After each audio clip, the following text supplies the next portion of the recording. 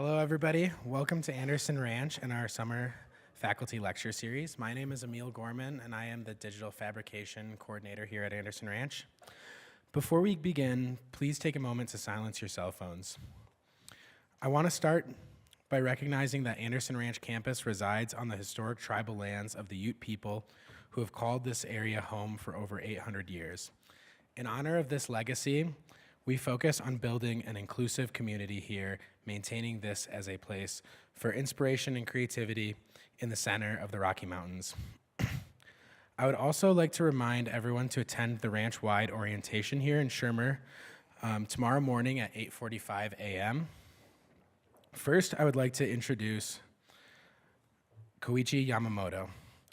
Koichi Yamamoto is an artist who merges the traditional and contemporary by creating unique and innovative approaches to the language of printmaking, with work ranging from meticulous copper engravings to large-scale monotypes and kites. He studied at the Pacific Northwest College of Art in Portland, Oregon, then relocated to Krakow, Poland, and Bratislava Academy of Fine Arts in Slovakia to learn about copper engravings. He completed his MFA at the University of Alberta, Canada. He has taught at Utah State University and the University of Delaware and is currently a professor at University of Tennessee in Knoxville. Please help me welcome Koichi Yamamoto.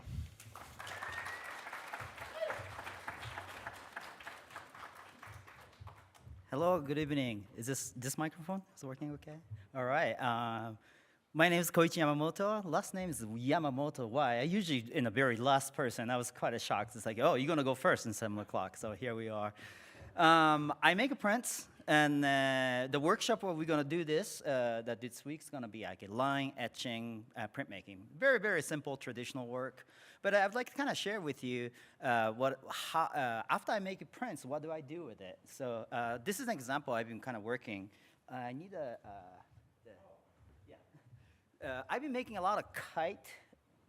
Sorry. That's my device. Here you go.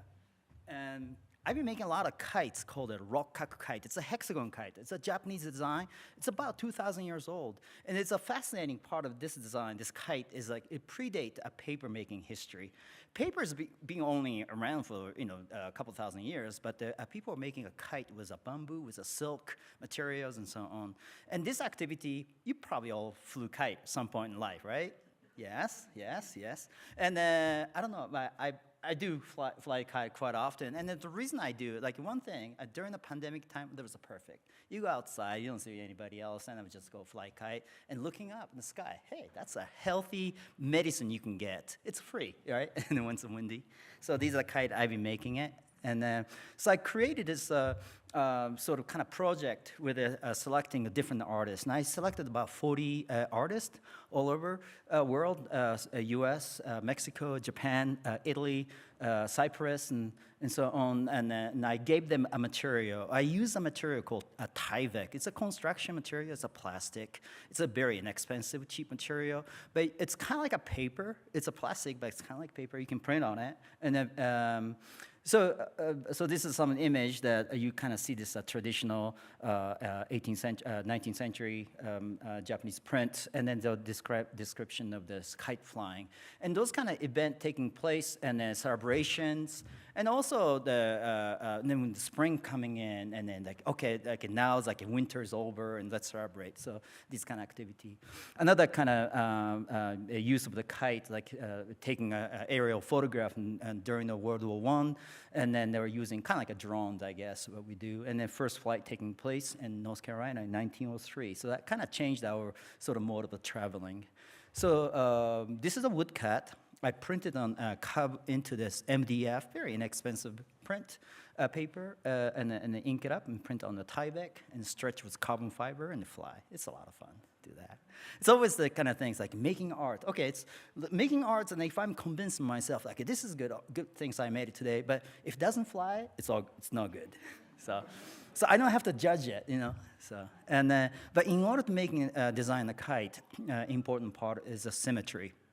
and then finding out the right symmetry, understanding the flexibility of material, but also finding the balance of this object and the weight control and so on. So I do this kind of activity to find what is that right balance. Another cool thing about this hexagon kite is very easy to travel. And it's a Tyvek material, it's a plastic, I can roll up and then put in the backpack and then just fly to anywhere in a different part of the world and fly. And then this is a place that I love to go, and then North Carolina and Outer Banks, that's a great place to fly kite. And some of this display I did at my university in Knoxville, Tennessee. So I created a little contraption, and then so people can pull the string with a pulley, and then they can kind of feel that sensation of wind resistance. Some of the artists I worked with, Mr. Mike Lyon, lives in Kansas City. And what he does is he does a selfie photograph. It's just average, regular selfie pictures turned into a CNC router. Instead of using a drill, he put the little marker, very inexpensive marker, and then create this kind of illusion, optical illusion of the hill, very inexpensive selfie. So this was a project I did for Southern Graphic Council back in 2020, but pandemic came over, so it was postponed, and it will happen, hope crossing my finger, in 2025 in April in San Juan, Puerto Rico. So some of the examples that I made those kites. And I learned how to use a sewing machine. That was a very good experience. And then cutting little pieces. And there's things I learned from this project that is like, since I'm making 40 to 50 different kites, and then might as well just create an assembly line, and it's like makes those small parts and sewing together.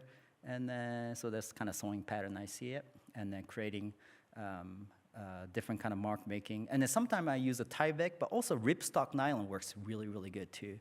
Problem is printing on the ripstock nylon is real difficult. So it's a super lightweight. And so how I start design kite, I fold the paper, make a kind of a paper airplane type of things, and I created a little wind tunnel, very, very cheap wind tunnel I made it. And I kind of did see how those paper behave. And sometimes I use those sort of kind of parachute material instead of having a kite without any structure. And also I had an opportunity to work with a group called the Cannonball Press, and then they printed a woodcut print on a ripstock nylon. I sewn together like a soccer ball, the hexagon, pentagon shape together, and put the air from underneath, and then inflate this a perfect sphere. And so that's the inside sphere look like. And so back to the symmetry idea, and then I was very interested in seeing that things that are seemingly static, but actually dynamic. Seemingly, it's not moving, but actually it's moving. Like an object like this. I mean, it is a stone sculpture, and it's not, of course it's not moving, but it seems seemingly have its own spirit, about ready to bark on you. That kind of quality, that's what I'm looking for. So the kite, to me, is that it's a static material, but however, once put in the airborne, it has its own personality. And some kite does fly well, some kites will fight back to you. It's a very interesting medium to me. There's a lot more to explore. And so different designs. And these are paper printed on a Gampi paper. It's a real thin Japanese paper. It's wonderful paper to print intaglio etching prints on it, and now collage together and then assemble with a bamboo and create a little structure. At the gallery opening, you see a kid like this, like rolling around. That made my day. It's like, okay, this is working. Here you go. Yeah. So here are some installation examples. So I visited Japan, place called Sanjo. That's where the hexagon kite is designed, and then they do this annual kite event. And this is a pretty serious event for those guys. I mean, these guys are drinking together and just talking, almost like about ready to have a fight. They're talking about the kite, like that you're wrong. This is better. No, mine's better. So these kind of the community they created that. They've been doing that for 350 years. It's so fascinating. So I met this Mr. Sudo. He's a kite maker. And so he's a sixth generation of the kite making family, so he's making that. So I give the kite making workshop in different places, and always you make an object, and it's airborne like this. It's a lot of fun. And this day the wind was a little chaotic, but yeah, Looks like it's alive, isn't it? There you go. Yeah, unpredictable. There you go.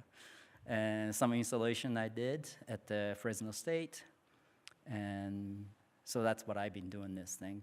I'm going to kind of talk a little bit about what I've done in the past, and going back to the 1990s when I was a undergraduate student in Portland, Oregon.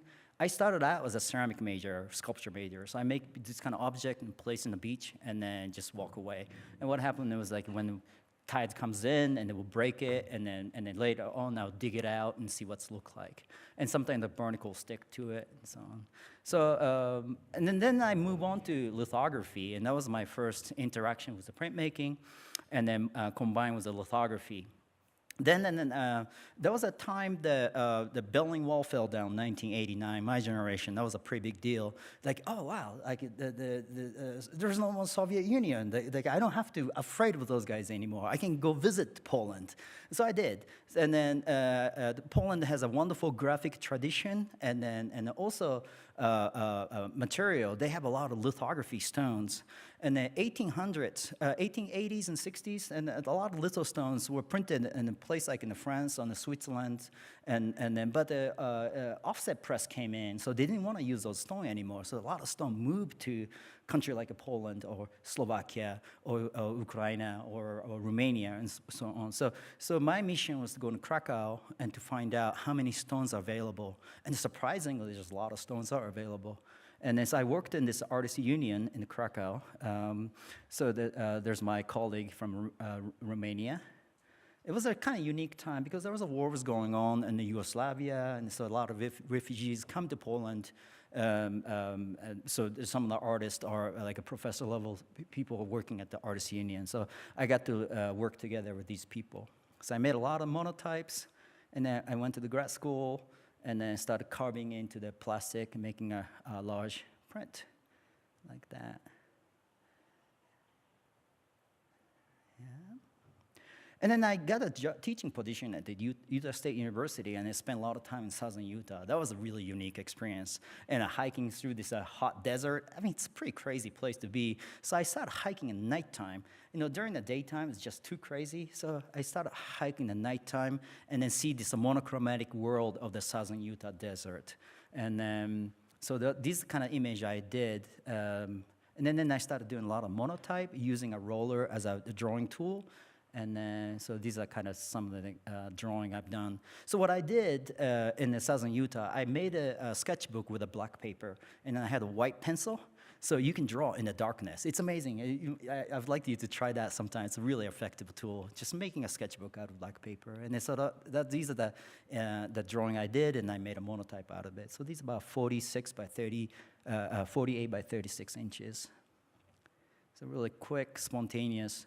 And I try not to spend more than 20 minutes making those prints, and then, okay. So that's that.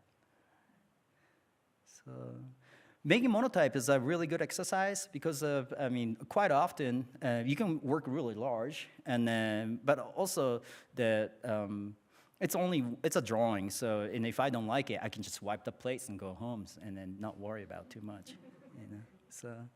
So these are the kind of things I did. And then some other work I did was a kind of ceramic piece and so on. But I really love to do is this, and copper engraving. And then when I studied the tradition of the engraving, and then that's what I went to the Slovakia, and they had this wonderful illustration program, and then teach how to do this kind of things. It's hard to find a engraver in the U.S., but in the Slovakia and Poland, especially in a place like in Italy too, they're an engraver as well. So I was going to talk a little bit about the sort of paper-making history, but I'll probably talk about in my class, but if you're curious about it, please stop by the Print Studio, and then we can talk about the history of prints and how print media changed our way of living and how to communicate. You know, like how internet changed our with communication. But in the 1500s, that was a profound impact, and for the religion and the culture and the transportation and science and technology. I mean, all the printing and the communication, writing down the information, transporting the information to the different location. That's pretty remarkable things back then. So, okay. I think I'm going to stop here. Any question? I'm gonna keep going with this thing here. How much time do I have? Okay, all right. 5 minutes? All right, so I'm gonna go very quickly. And so these are what I've been doing there. I will print it, and then while ink was still wet, I fold them and it goes to the press. And then when you open up, and you get the complete symmetry. It's pretty funny stuff. And so that's how I get the real symmetry mark. And then later on, this symmetry things will become very useful for a kite design, actually. So, and then once symmetry image is established, and I print on top of each other and see what's going to happen. And then, sometimes like this, and I bring like different design. I live in Knoxville, Tennessee, and I go to the antique store and find those old plastic toy from 1950s, and those are fantastic, great inspiration source for the image design. So I combine between this collage and a monotype together, and then some installation. So you can kind of give you an idea of the size, scale of those prints. They're very 72 by 36, I think. And fortunately, in Knoxville, Tennessee, we have a wonderful print studio, so we get to work on a relatively large scale. How did you teach yourself sewing? Sewing? Yeah, how did you teach yourself? YouTube, I guess. And then we'll try and error, I guess. I mean, that's probably the most of the part. And then like sewing on the Tyvek is actually really, it's challenging a little bit. It's slides, so I have to kind of feed them with the same speed. Otherwise, the line get cut and so on. And some commission work I did for print organization in New York. And so these are relatively newest things. I think this is a kind of pandemic prints, I guess. And I collaged on a snowboard. And another passion what I do is a snow kite. So this is in Wyoming. So get on a snowboard or ski, and you fly a big kite, and then you can climb up the hill. So that way you don't have to pay for the lift ticket. How much lift ticket in Snowmass nowadays? I don't want to know. Last year, I got to spend time in Oaxaca, Mexico. They have this wonderful print shop, and so it's wonderful things they do. They give you a stone, I would draw, and they'll put it into the offset machine, print it like so. They make an edition of like 40 or 50, and they take half, and I take half, and then that's the payment for them, and they will sell it at their galleries. So it's a fascinating place for printmakers, and also the ceramic tradition too in Oaxaca is fantastic. So. And it's a great place to visit for the printmakers. And when I was doing something like this, oh yeah, I had my students come up with the idea, like, hey, check out this app, and I don't know anything about it. Oh, you can morph it. What do you mean morph it? Like you take a bunch of pictures and you can morph it. So I did this, and then start putting it in the Instagram. It's like, yeah, and trying to like, hey world, I exist. Social media world. So this is kind of how I'd like to end the story, because like it's like 1830s, the Hokusai artists like this, like from everyday life, people's life, and then here is the wind's blowing, and they're kind of sort of moment of the static, but there's a dynamic energy flowing. Life continues, and then and these people are gonna continue to do this. So even like those pieces of paper flying away, the hardship comes out. But just capturing those images and understand the lifestyle, and also the attitude of the people. Maybe the things can be difficult, but life continues. So there you go. Thank you very much.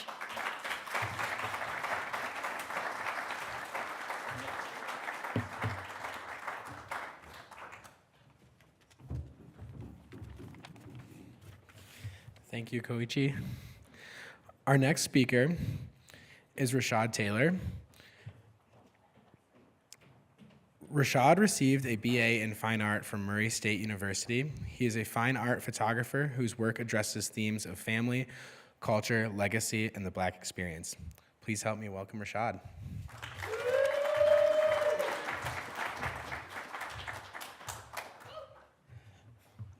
How's everybody doing? Ooh, that's loud. All right. So it's really good to be back. Wow, this is my 4th year here at Anderson Ranch. This is a special place, and just grateful to be here again and get to enjoy faculty and students. And yeah, so I'm excited to get into it. So today I'm just going to talk about one series. It's called My America. And I'll give you a little bit of background too, just kind of when I started this series, where I was at in life and just how it kind of came about. So for me, I learned the wet plate collodion process in 2012. Previous to that, graduated college, couldn't find an art job, of course, couldn't find a photography job, of course. So I, had to get a real 9-to-5. So I was doing that and did a lot of digital pictures, and really was trying to figure out where I was going in my art practice. And I found this picture that now my good friend Joni Sternbach made of a surfer. So she photographed surfers, and I saw this picture. I'm like, oh my God, this is amazing. I got to learn how to do this. So this is another picture for Joni's. I found a gentleman by the name of Dale Bernstein, and he lived in Indianapolis. I'm from Bloomington, Illinois, so it's about a 2-hour drive. And I just took a weekend wet plate workshop, and he taught me the process. So wet plate collodion is the second photographic process behind daguerreotypes. Essentially, and actually, I have a video too, so it'll be easier to follow. But essentially, you're coating a plate with collodion, you're synthesizing it, you're exposing it, you're developing it, and fixing it, all within about 15 to 20 minutes. It's really popular 1860s to the turn of the century. So a lot of the Civil War pictures were made using this process. And I just really kind of felt in love with it, mainly because it kind of gave me, and these are some of my very first wet plates, so don't judge me, okay? I wanted you to see it from the beginning. And for me, I wanted to just get back to making tangible pieces of work, of art, something I can hold, not something that's just gonna stay on my hard drive for 20 years and no one sees it, right? So I just started making portraits, playing around with light, trying to figure out the process. A lot of trial and error. It's a very challenging process when chemistry doesn't work well. I mean, you kind of have to be like a part-time chemist to really figure it out, to have full control over your plates and things. So, starting off, I was just really experimenting with portraiture, usually outside, sometimes inside, and basically just based around people. And then around 2018 or so, all these pictures I've made from 2012 to about 2018, 2019. And this was around the time of, I think it was 2014, Trayvon Martin had happened, and I wanted to really have a series that kind of just showed my view of America from a black man's perspective. And I really wanted to just kind of tie in the past to the present. So I used the wet plate collodion process because I feel like in that time that this process was popular, it was kind of a snapshot of America and history. And I still feel that a lot of those thoughts, the institutions, racism is still interwoven in America today. And I use that really to kind of connect the dots. And I also see photography as instrument, really a way to wield power. So the picture here, is the most photographed person in the 19th century. Anyone know who it is? Come on, student. Okay, all right, you guys. Frederick Douglass. There we go. Okay, I showed this picture because of that, because he knew what he was doing by being photographed. Over 160 portraits. He wanted people to see a view of a black man that wasn't a slave, right? He wanted people to view black people with dignity and respect.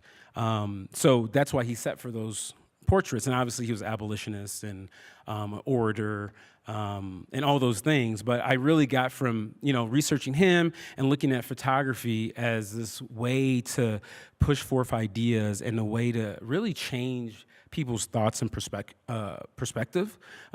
This is a famous picture. It's called Whip Peter or Scorched Back in the 1860s. So this quick story is he was a freed slave from from the South. This picture was taken, medical picture, when he got to the North and the Union Army took it, and they just, obviously you see the back. And it really, for the people in the North, showed just the brutality and just horrificness of slavery. And at that point, you had a lot of people in the North really kind of gaining momentum with the cause of fighting in the Civil War. So for me, I take these ideas, this is an image of American God of Gordon Parks. You know, a lot of history and a lot of these images I think through as I'm making my own work. So this is really some of the first pictures I made of the series. This is part of a triptych called The Past. And you can kind of see the influences of Gordon Parks and just wanting to put, you know, the American flag in the background, and give it a look of, you know, this is what I think, you know, the past would look like as a slave. The dark and you know, wanting to show, you know, is this a laser? Oh. Ooh, I didn't know there was a laser in here.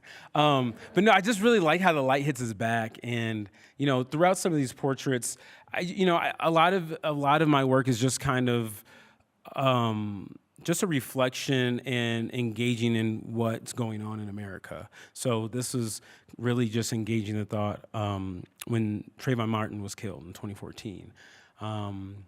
You know, this is actually an image called The Future. This is actually my son. And you know, just for me, it just really represents what I have to look forward to, where I think there's still hope in terms of America and where we're going with the next generation. This is entitled Bullets on Flag.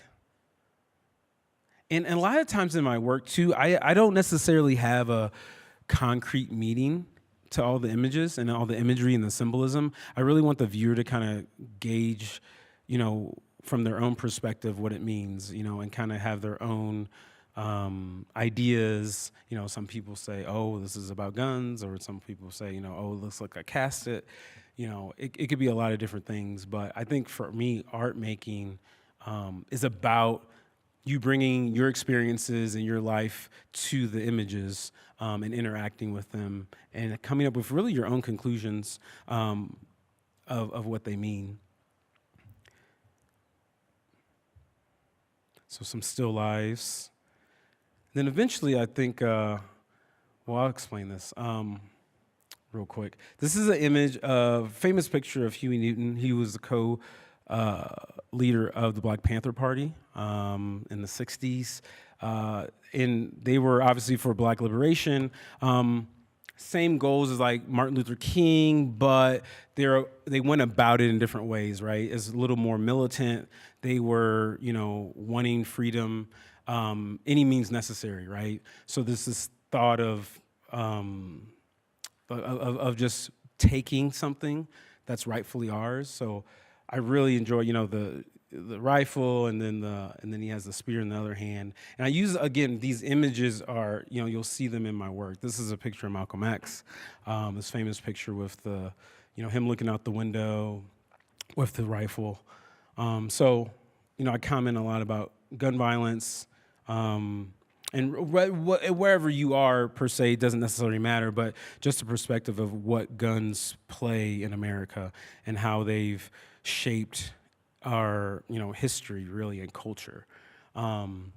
This is actually one of a newer image. It's called Protector, and I just think about, you know, the Black woman. I think about the Black women in my life as protectors, as, you know, the strong role models in the house, and what, you know, my mom and aunts and things like that, and what they did for me in my life. And I kind of, you know, put that in here. And then also this thought of, you know, a woman with a gun, right? It's pretty powerful. And it's one of those things that you don't see a lot. I really wanted to kind of reclaim that, in my perspective, for women, because it's one of those things that it's a lot of households are ran by women, especially in the Black culture, and they don't get enough credit, I think. But it's just, I just love the intensity in her face and what it represents. So with this project, I kind of go in phases. So I was really interested in military service. My family was part of the military. I had a great uncle that served in World War II. I have cousins that did time in Iraq and Afghanistan. So I was commissioned to do a story for National Geographic on Black military families, and I'm going to show you this video if it works.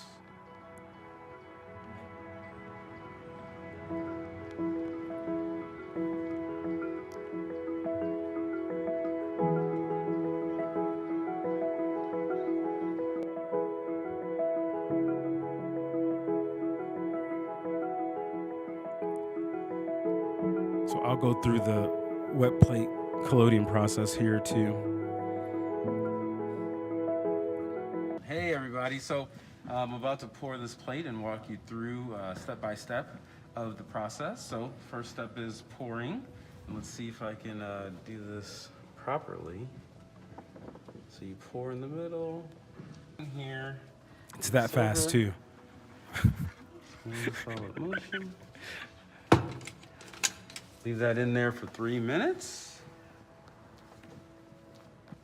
All right, so left it in the silver bath for 3 minutes, and now I'm going to take it out. And the silver reacts with the collodion, and it makes an emulsion. So I kind of wipe off the excess a little bit more. Make sure there's not any more silver there. So close this metering at 1 second to 1.3 seconds. Avenue has restaurants and everything there.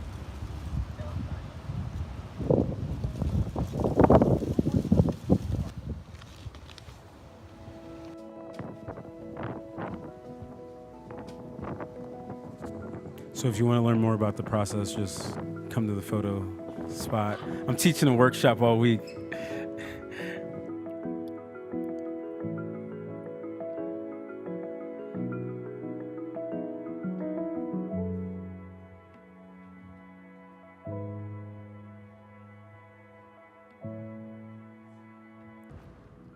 Oh my God!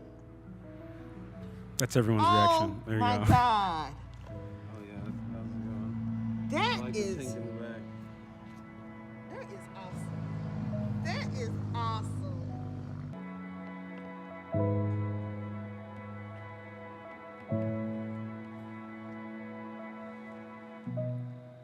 All right, so I'll kind of flip through some of these. Some of these are from the story, and then some of them are not. But again, this is actually an image of my cousin. So that story was really special to me because I got to photograph my own family, which is really cool. This is a cemetery. This is in Marietta National Cemetery.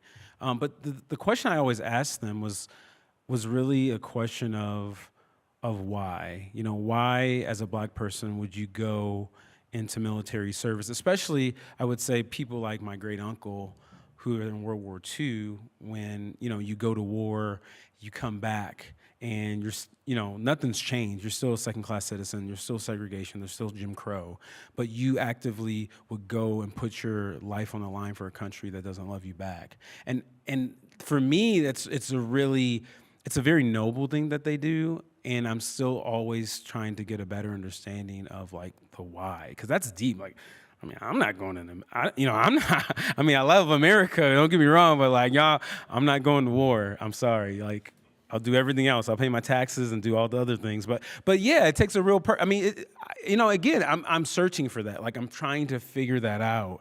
How does that work? What about it is important? And there's a lot of different answers. Socioeconomics. There's opportunity.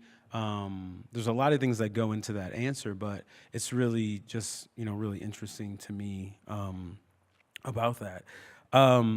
So lately, these next few images are taken, all this year. I wanted to kind of go and photograph landscapes. I don't do a ton of landscapes, but I found a place in near Savannah, Georgia. So this place is called Ossabaw Island. So Ossabaw Island's about a 15, 20-minute boat ride from Savannah, Georgia. And this place, it's owned by the state of Georgia now, but it was a plantation. So it's about 26,000 acres. It's this island. And there are indigenous people there before, like in the 1500s. And for me, it was just, I wanted to just kind of go to a place that my ancestors were at and really just photograph. The interesting thing about this place is that, you know, they did ship slaves. The first enslaved Africans came there in the 1800s, and they made indigo, and they did shipbuilding. The other interesting thing about this area, oh, there's me, behind the scenes, is that like there's no graves. So it's really, so I stayed at this place for like, 4 nights. And it's just this weird otherworldly feeling that you get because like knowing that there's no graves, that people who were worked and lived here, enslaved, and also enslavers are in the ground. And there's just like a lot of weird stuff that happens in this place, right? Like for real. And I don't know, I think that all those things being there and photographing, it really spoke to me because I really wanted to just kind of imagine being there back then and what the land tells you. It has its own story. So this is just another, this is called Road to the South. It's actually a road to the south of the island. It takes about an hour in a truck to get from one side of the island to the other, and you're driving, you know, pretty slow. Oh, there's another behind the scenes of me. Oh, and I guess some technical stuff. So yeah, I shoot with an 8x10 camera for most of all these wet plates that I make.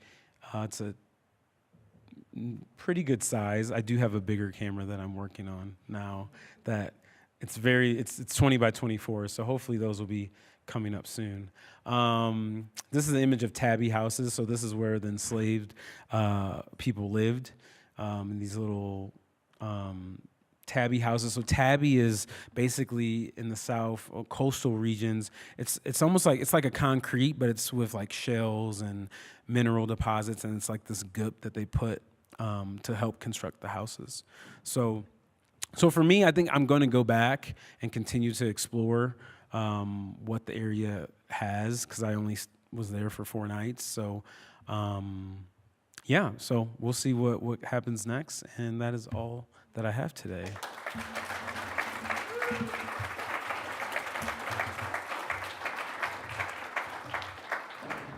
Thank you, Rashod. I think we have time for some Q&A.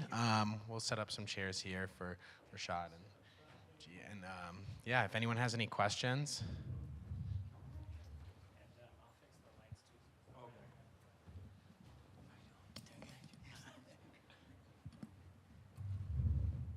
I was just wondering how palladium differs from, this process is silver. So, it's just a different metal. Yeah. Okay. Oh, hello? Can you hear me okay? Okay. Yeah, it's a different method. It's collodion. It's like a mixture of collodion has actually it's like medical grade collodion, but then it's mixed with bromides and ether and salts, and I make it into the active collodion, and I coat a plate, which is either tin or glass, and then you synthesize it, like in the video, with silver nitrate, take it out, develop it, and then fix it. So yeah, it does it's a different process than platinum, palladium, because that's more of a process after the fact, right? So collodion is all in one shot. Like you only have 15, 20 minutes to make it. Okay. All right. Thank you. Hello. Hi. I have also a question for Rashod. I was curious about like the portraiture series of your family who served in the U.S. and I guess is in your practice in general. Do you ever find yourself like writing or other ways to gather content than the photos themselves? Because I feel like even the last series that you showed, there's so much that's rich about the photographs or like the experience or how, or if there are other ways that you record while you're researching? If you conducted interviews or had conversations that were meaningful with the people that you stayed with or who you photographed? Yeah, no, it's a good question. Yes and no. I do. I kind of informally interview them, like when I was riding around with my cousin, I would just ask her about, how was the military? What did you experience? And the answers were like kind of shocking. In one case, I mean, like I don't know. I feel like I probably should do a better job capturing those things. I just don't know how I would implement that into the work. Now, I have thought more about music, though, and inputting that, especially as I'm in old plantations and I think of like old Negro spirituals and like having that play in the background, or like if I have an exhibition or something, because I think back in how music and religion and faith impacted the slaves and how that's still passed on in the culture today. So I have been toying around with like that idea. But the interview part, I probably should do it. I just don't know how I want to present it, because a lot of the stories, I mean, they're tough. It's yeah. I don't know how to explain, but it's just a tough, especially being a woman, because both my cousins are women, and just how they had to deal with being a woman, a black woman in the military. Like they may not have, like for instance, like they would set up a base and they wouldn't even have a bathroom. They would have to use the men's bathroom, or like it was just ridiculous things that I feel bad that they had to go through a lot of those things.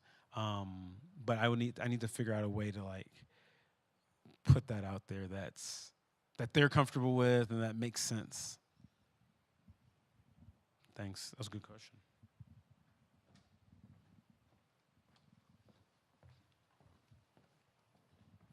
Hello, thank you both. My question is for Koichi. First of all, I just wanted to say I'm very glad that you put your art out there for people to know that you exist, because you have no idea how influential that can be.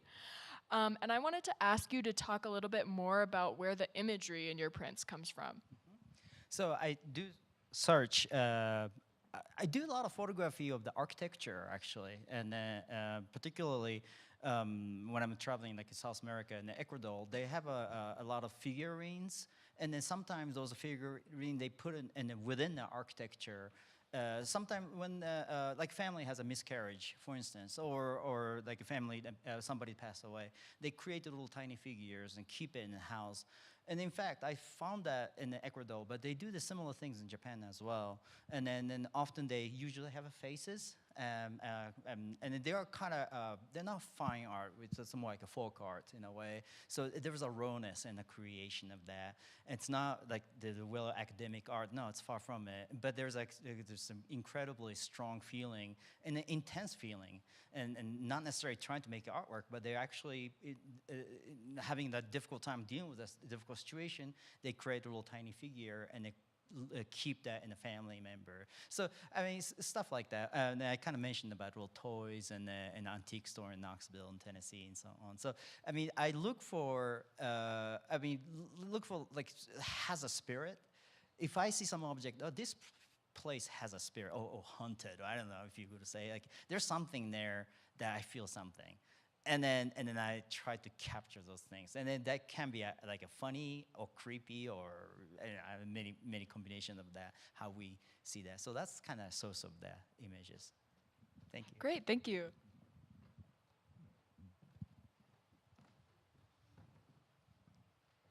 Hello, this question is for both of you. I've noticed that there's a great importance placed on like the sites that you guys are photographing or like flying your kites. And I was wondering if you both could talk a little bit about how you choose the sites that you're working on, or like what kind of like site specificity means to you, and also how you take that from, you know, a conceptual idea of I really want to make art here for this reason, and then make it like actually happen. Okay. So Once west coast of Denmark. During World War II, the German military created a lot of bunkers, and that started from Spain all the way to Norway and so on. They created all this, Atlantic Wall. That's what they call it. German thought the war was going to end in a year or so, but it didn't. So they created a little structure. Didn't have any foundation. A huge concrete structure building on the beach on the sand. So they're slowly sinking, disappear in wind and water. And then some of you probably been to the northern France, and you see those kind of Arctic. You're still there. And then when I go visit places like that, of course I'm there to fly kites, but that changed the feeling of it, because that place was used to be was so bloody and it's so nasty. And then you mentioned about this sort of kind of eerily feeling, and the plantation, for instance, that the spirit that is, I cannot visualize, but it's there. So I've tried to kind of understand those kind of feeling.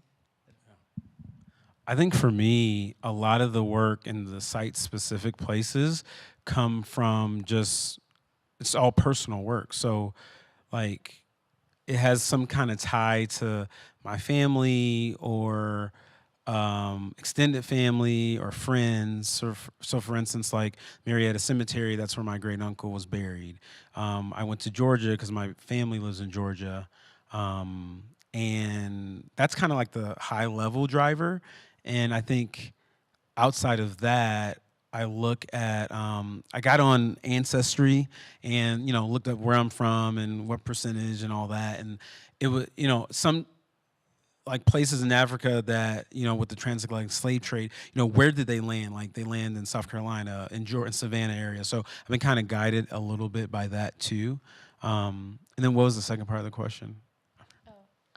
It was just, how do you take, the idea of, I want to make art here for this reason, and then like, how do you actually make it happen? So like planning travel, like paying for it, those things. Yeah, I mean, I think for me, so it worked out with National Geographic that I pitched the story knowing that I wanted to use it for my fine art project too, right? So I was like, well, might as well have them pay for it, and it worked out. I took the trip to Savannah just on my own dime because I knew I wanted to go there, and I just figured out a way to go, and it worked out because I think some of the plates that I made ended up selling. So that's all. I mean, that's like best case scenario. Like that never happens, right? But yeah. So that's kind of how I pick the places. I think I kind of said what I wanted to say, but yeah. But understanding the location and then try to capture the sort of essence of it, and then if I could visualize it, and then sometimes I don't, or I disregard it. But bringing a different, like if I make a Japanese design, architectural design into the kite and then fly in like Denmark or different locations, and then, but what happened is, it's a funny thing. What I love most, like when I'm flying kite, people always come up and talk to me. It's a great icebreaker. It's like, hey, what are you doing? Like, hey, you want to join me? You want to try to fly this kite? And then they usually, pull the kite. Like, wow, this is amazing. There's no whole lot of wind, but the kite will tell you there's a lot of power out there. And then that connection with the land and then and surrounding itself is a pretty exciting to me. So. Thank you, guys.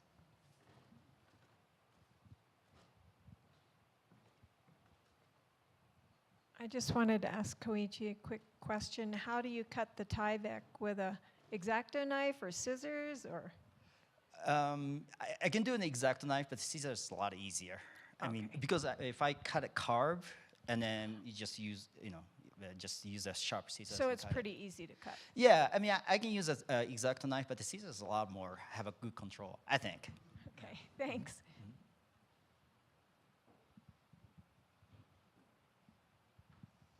Hi, my name is Sarah. This question is for Rashod, but also could be for Koichi. I feel like I'm hearing both of you talk about how you're both kind of going into the past in order to kind of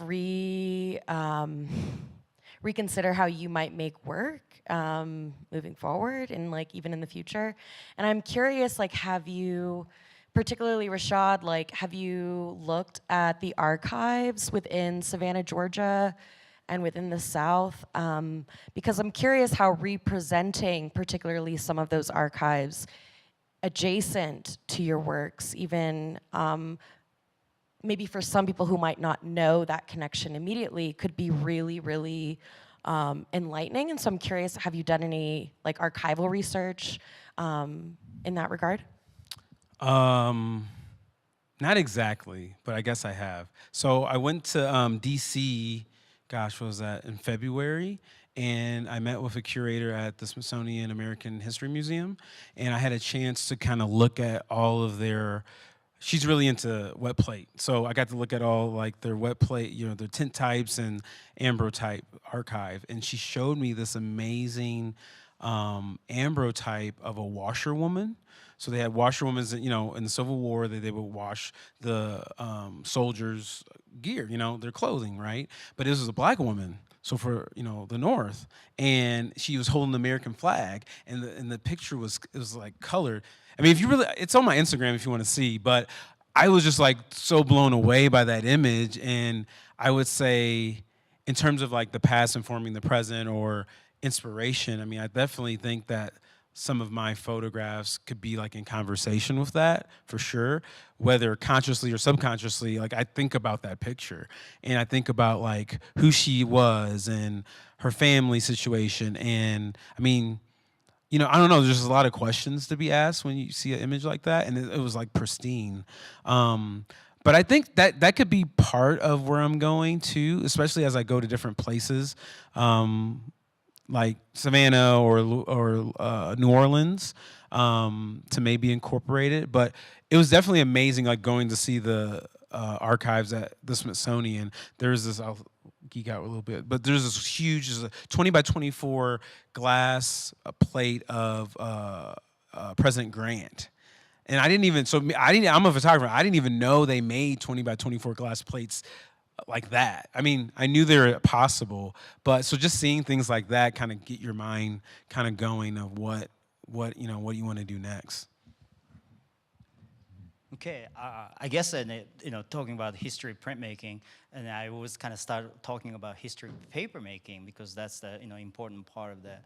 And then, but it's a fascinating to see the papermaking history. We learned that, you know, came from China and so on and so on. But there's similar things happening in Middle America as well.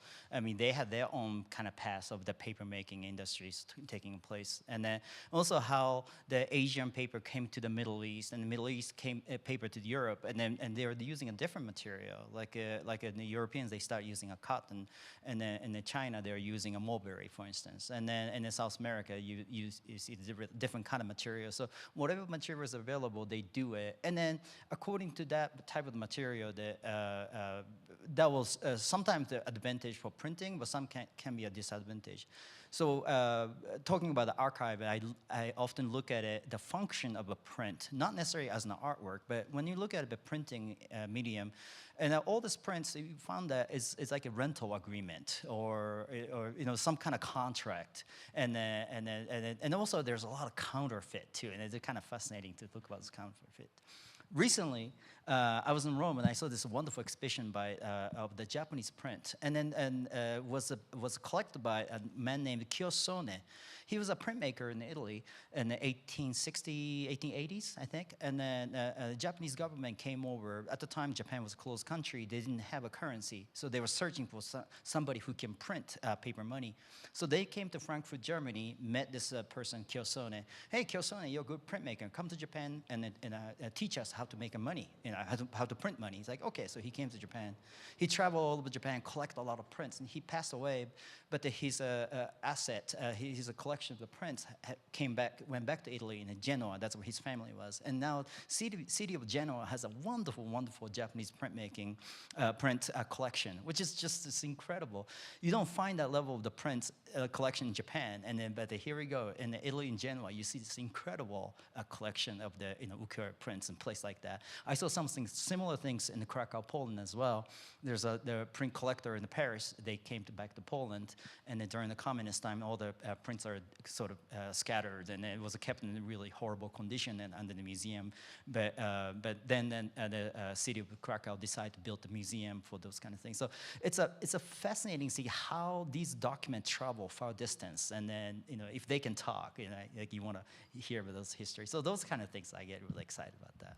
I don't know if I answered your question, but Thank you so much. All right, thank you everybody so much. Just as a reminder, we will have a general orientation before getting into the studios in this room, Shermer Hall, at 8:45 a.m. So thank you so much.